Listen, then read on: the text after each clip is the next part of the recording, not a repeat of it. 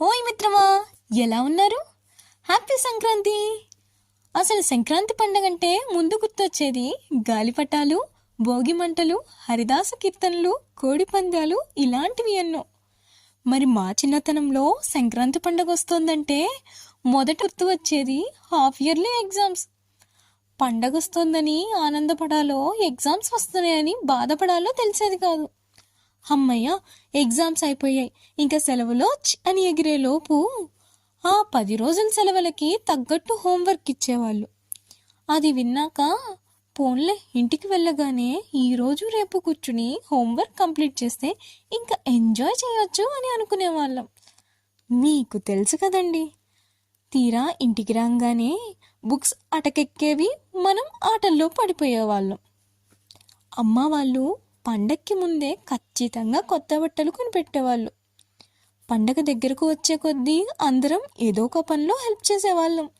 ఒకరు ఇల్లు దులిపితే ఇంకొకళ్ళు ఇల్లు కడిగేవాళ్ళం. అమ్మ వాళ్ళు కబుర్లు చెప్పుకుంటూ పిండి వంటలు చేసేవాళ్ళు.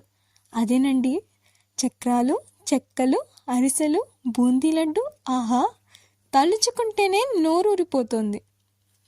ఇంకా భోగి రోజు తెల్లవారుజామునే లేచి ఇంట్లో ఉన్న పాత సామాన్లు ఏమైనా ఉంటే అవన్నీ తెచ్చి ఇంటి ముందు భోగి మంట వేసుకునే వాళ్ళం.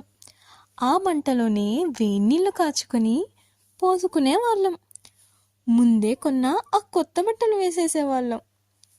ఇక సాయంత్రం అమ్మ వాళ్ళు మాకు తలపై భోగి పళ్ళు పోసేవాళ్ళు.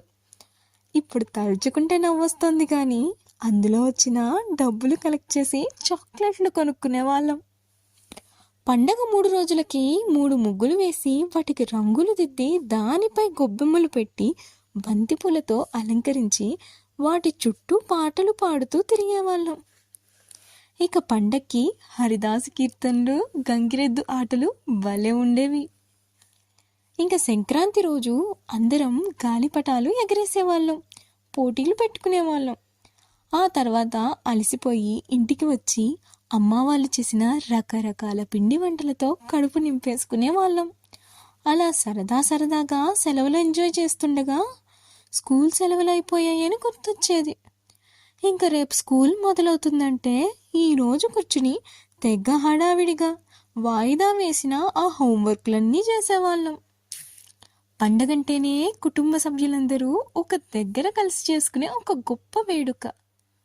మా మాట విని ఈ పండక్కి అందరితో కలిసి చక్కగా ఎంజాయ్ చేయండి. సరే మరి, మళ్ళీ కలుద్దాం.